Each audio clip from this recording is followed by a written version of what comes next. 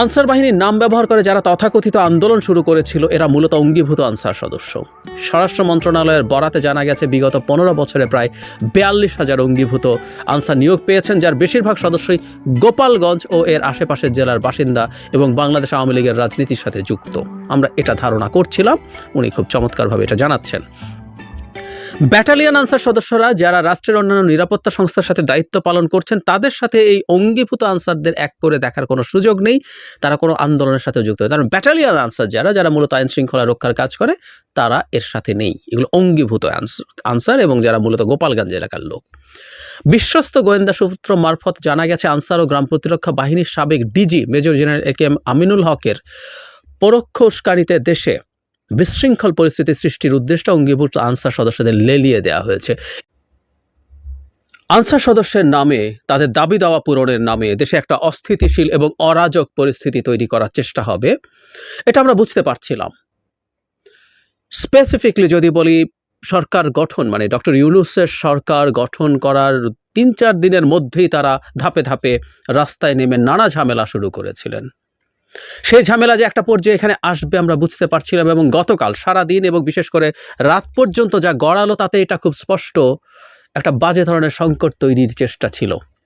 সফল হয়নি সেটা শেষ পর্যন্ত, কিন্তু যেভাবে এটা হলো, যেভাবে আমরা ম্যানেজ করলাম, এভাবে ম্যানেজ করায় আমি কিছু আশঙ্কা দেখি, সেগুলো নিয়ে কথা বলতে চাই। কিন্তু এটা যে একটা চক্রান্ত, এটা নিয়ে আমাদের কারো নিশ্চয় কোনো রকম ন্যূনতম কোনো কনফিউশন থাকার কারণ নেই। আমরা জানি এটা পরে পত্রপত্রিকায় এসছে, খুব আলোচিত একটা বিষয়। 1991 সালে শেখ হাসিনা যখন বেগম খালেদা জিয়ার নেতৃত্বাধীন বিএনপির কাছে পরাজিত হন নির্বাচনে, এরশাদ পতনের পর, শোনা যায় আওয়ামী লীগ নাকি তাদের মন্ত্রিসভাটা রীতিমতো গঠন করে বসেছিল, কিন্তু তারা হেরে গিয়েছিল। এতই তারা শকড হয়, শেখ হাসিনা প্রকাশ্যে সংসদে দাঁড়িয়ে বলেছিলেন, এই সরকারকে একদিনের জন্য শান্তিতে থাকতে দেব না। শেখ হাসিনা আসলে ক্ষমতায় না থাকলে কাউকে একদিনের জন্য শান্তিতে থাকতে দেবেন না, দিস ইজ হার অ্যাটিটিউড। আর 91 শেখ হাসিনার সাথে 2024 শেখ হাসিনার আকাশ পাতাল পার্থক্য আছে। সে সময়ও তিনি ন্যূনতম ছিটে ফোটা যতটুকু মানুষ ছিলেন, যতটুকু গণতান্ত্রিক মন মানসিকতা ছিল, তার কিছুই আর অবশিষ্ট নেই। আপাদমস্তক হিউব্রিস সিনড্রোমে আক্রান্ত একজন ভয়ঙ্কর মাফিয়া শাসক। ফলে তাকে যখন ক্ষমতার থেকে ছেড়ে পালাতে হয় ভারতে, বিরাট সক্ষমতা দেখানো, বিরাট পাওয়ারফুল নেতা অ্যাটিটিউড দেখানো শেখ হাসিনাকে যখন পালাতে হয়, তার ইগো হার্ট হয়।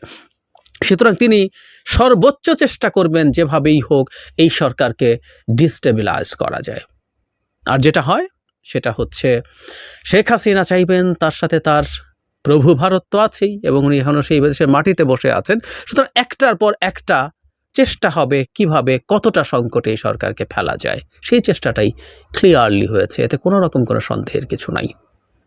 এই যে একটার পর একটা গ্রুপ, এটা শুধু না, আরও বিভিন্ন রকম গ্রুপ মাঠে নামছে ডক্টর ইউনূস ক্ষমতায় আসার সাথে সাথে। আমাদের বুঝতে বাকি থাকে না এদের উদ্দেশ্য কি। একটা সরকার ক্ষমতায় এসছে, যে সরকার ইভেন স্বাধীন হবার পরও আমাদের দেশের থানাগুলো থেকে পুলিশ পালিয়ে যায় নাই। এরশাদের সময় তো নাই, একটা পুলিশ ছিল না এই দেশে দিনের পর দিন। এখনও পুলিশ দায়িত্বে আসার পরও সেই অর্থে তার পূর্ণ সক্ষমতা নিয়ে কাজ শুরু করতে তারা পারেনি নানা রকম কারণে। সেরকম একটা সরকারের 2 সপ্তাহ যেতে না যেতেই এই পরিস্থিতি তৈরি করা, আর এই দাবি দাবার নামে এগুলো তো শুরু হয়েছে দায়িত্ব নেওয়া 2-3 দিনের মধ্যে থেকেই। ফাজলামো আমরা বুঝি, এবং এটা সীমা থাকা দরকার আছে। নানান রকমভাবে এগুলো চলছে। যে সরকারটা মাত্র এসছে তাদের কাছে দাবি দেওয়া জানানো, এবং কেন জানানোর চেষ্টা, যে সরকারের পায়ের নিচে এখনো খুব শক্ত মাটি নেই। শক্ত মাটি এই অর্থে যে প্রশাসন, জনসমর্থনের শক্ত মাটি আছে, এটা একটা মারাত্মক রকম ক্ষয়ক্ষতি হওয়ার, মারাত্মক রকম রক্তপাতের মধ্য দিয়ে একটা গণ অভ্যুত্থানে গঠিত সরকার।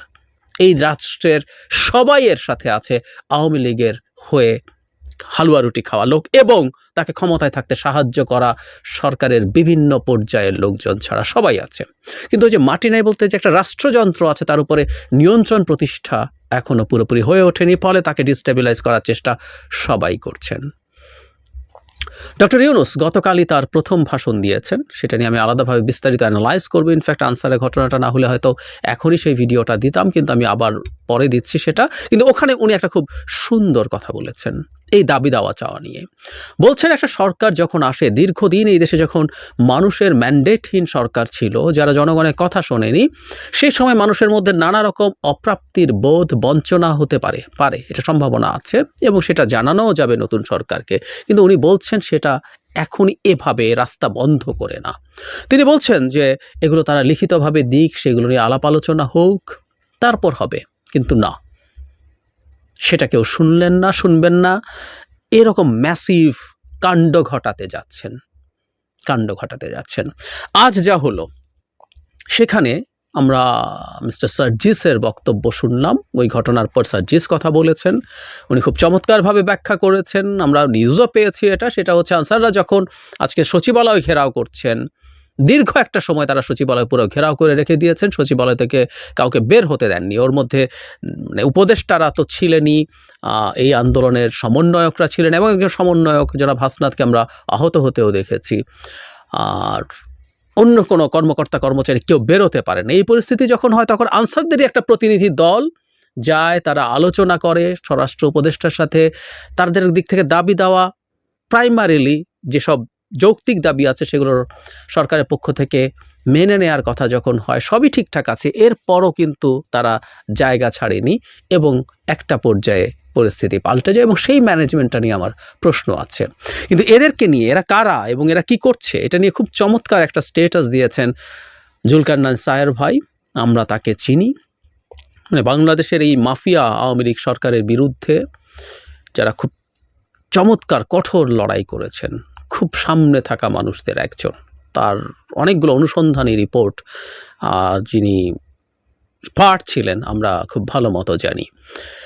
সায়ের ভাই লিখছেন, আনসার বাহিনীর নাম ব্যবহার করে যারা তথাকথিত আন্দোলন শুরু করেছিল, এরা মূলত অঙ্গীভূত আনসার সদস্য।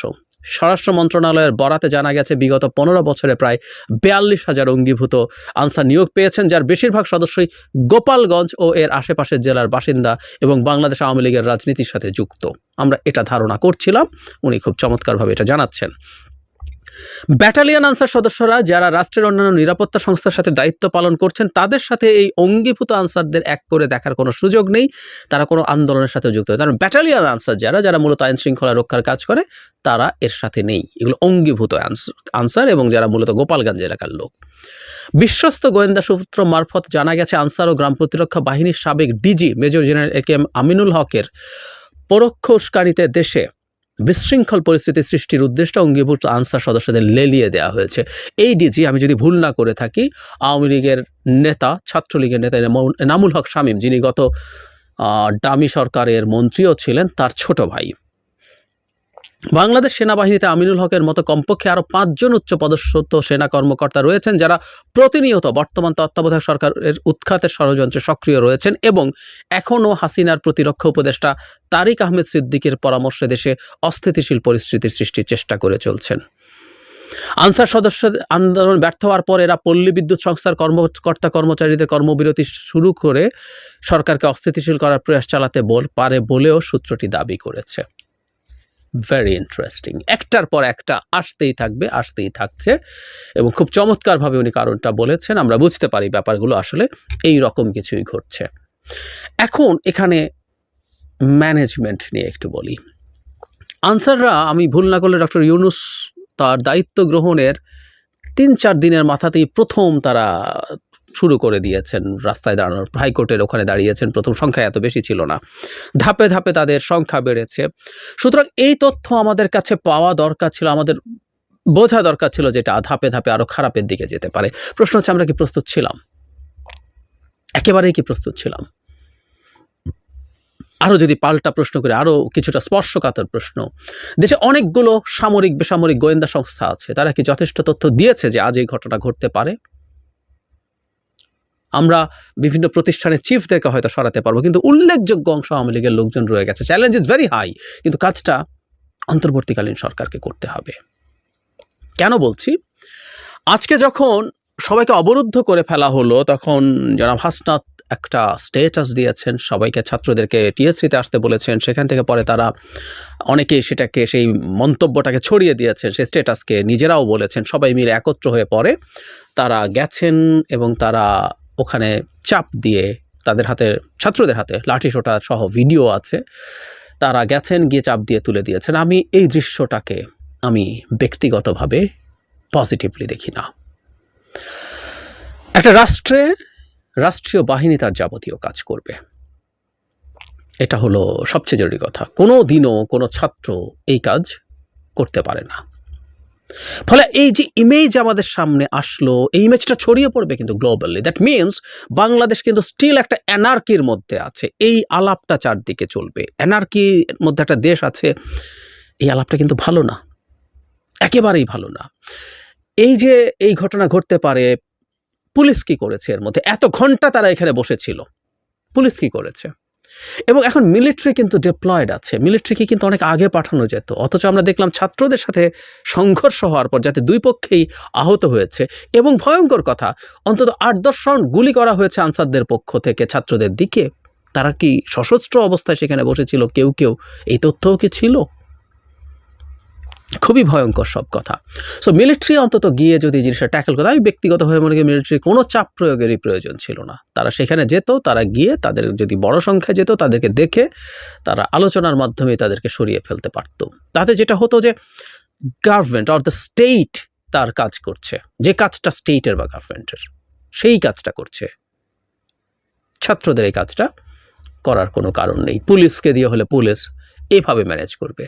এবং এই জায়গার আশপাশে দেখলাম সর্বশেষ যে এখানে আমাদের প্রধান উপদেষ্টার বাসভবন এবং সচিবালয়ের আশপাশে যে কোনো ধরনের সমাবেশ নিষিদ্ধ করেছে Dhaka metropolitan police. It's a good move for the time being, এটা করতে হবে, কোনো রকম কোনো সন্দেহ নেই। কিন্তু আমরা এইটা এভাবে ম্যানেজ কেন করতে পারলাম না? আবার এটাও সত্য, যদি আমরা কোনো কারণে পুলিশ এবং মিলিটারি দিয়ে কাজটা এই মুহূর্তে অন্তত সলভ করতে না পারি, তাহলে আমাদের এই অভ্যুত্থানকে পাল্টে দেওয়ার মতো পরিস্থিতি তৈরি হলে ছাত্রদের আবার নামতে হবে, বল প্রয়োগ করার জন্য হলেও, পাল্টা বল প্রয়োগের জন্য হলেও নামতে হবে। এটাও যৌক্তিক, কারণ এই অভ্যুত্থান একটা পাল্টা অভ্যুত্থানের মধ্য দিয়ে এর সুফল শেষ হয়ে যাবে, এর সুফল অন্য কেউ নিয়ে নেবে, জনগণের হাতছাড়া হয়ে যাবে, সেটাও আবার আমরা অ্যাকসেপ্ট করতে পারি না।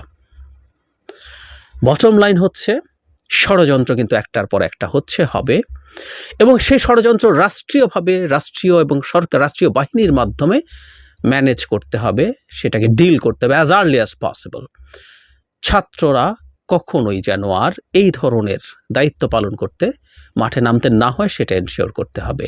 এটা কোনোভাবেই কোনো পজিটিভ দৃশ্য আমাদের সামনে হবে না। এবং আমি আবারও বলছি, বাংলাদেশের উপরে চোখ এখন অনেকের, সুতরাং গ্লোবালিও এটার একটা মিসইন্টারপ্রিটেশনের সুযোগ আছে এবং প্রচুর শত্রু বসে আছে। বিশেষ করে শুধু ব্যক্তি না, একটা স্টেট, পাওয়ারফুল একটা স্টেট ভারত বসে আছে বাংলাদেশের এই জিনিসগুলো, শুধু তার মিডিয়ায় বলছি না, তার ডিপ্লোম্যাসি আছে, সে তার ডিপ্লোম্যাটিক চ্যানেলে যখন তার ন্যারেটিভকে এস্টাবলিশ করতে চাইবে অন্যান্য পাওয়ারফুল দেশের সাথে, তখন কিন্তু এই জিনিসগুলো তাকে সাহায্য করবে। আমরা যেন খুব সতর্ক থাকি।